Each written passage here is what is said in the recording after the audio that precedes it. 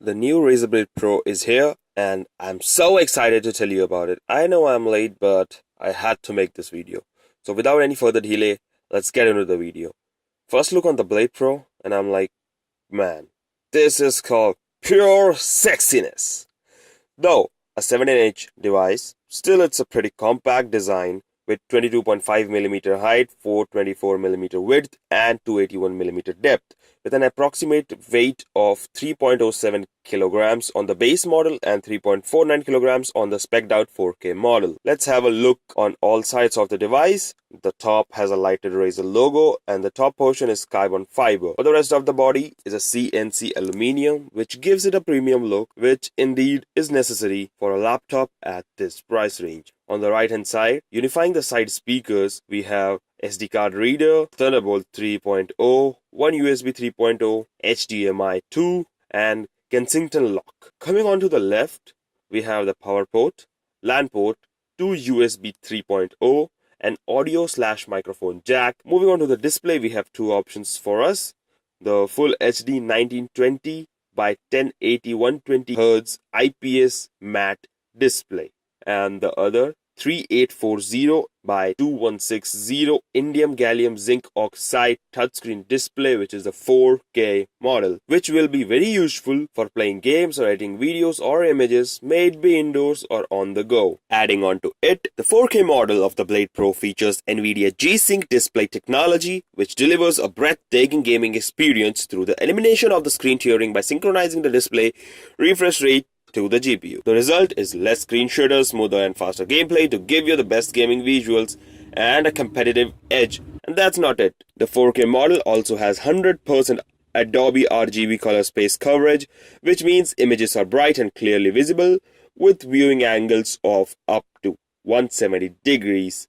Before going on to the keyboard, let me just take you quickly through the specs of the device. I've already talked about the screen, so let's not waste time on that, which makes us move on to the GPU. So, the full HD model features a 6GB 1060, whereas the 4K model has 8GB Beast, which is the GTX 1080. Talking about the processor, on the full HD model, we have 7th-gen quad-core i7 7700 HQ processor with hyper-threading, which is clocked at 2.8 GHz on the base, which can go to 3 GHz with turbo boost. And on the 4K model, we get the overclocked quad-core 7th-gen i7 7820 HK processor with hyper-threading, which is clocked at 2.9 GHz on the base, 3.9 GHz on the turbo, and 4.3 GHz on the overclock. Baby, that's so awesome. Both the models are running on the same chipset, that is the mobile Intel M175 chipset by Intel. Talking about RAM, we have 16GB dual channel memory, 2400 MHz slotted on the full HD model, whereas the 4K model has a 32GB dual channel memory, DDR4 2667 MHz fixed on the device. Coming on to the storage, the full HD model has only one option, which is 256GB SSD PCIe M.2 plus 2TB hard disk drive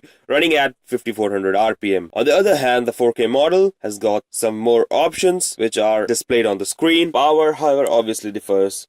The low-spec model has built-in 70Wh rechargeable lithium-ion polymer battery, which can be charged by a compact 165W power adapter, but the higher-spec model has a 99W rechargeable lithium-ion polymer battery, which needs a 250W power adapter. Now, the 4K model is a certified THX mobile device. Sadly, the low-spec model isn't. Now, for the part that I'm waiting for you to tell. The super cool keyboard, sadly, only the higher-end 4K model gets the ultra-low profile mechanical anti-ghosting individually backlit keys, while the base model gets the normal anti-ghosting individually backlit keys. So on the 4K model, you play like a pro, type like an expert, and with Razer Chroma lighting with 16.8 million color options, you can just customize your keyboard like hell. You can have a nice customized keyboard which can explode bloom to your setup, or even if you're using it on the go, it's something which will catch the eye of the passerby. There are a few modes you can select, which I'm just going to be going through.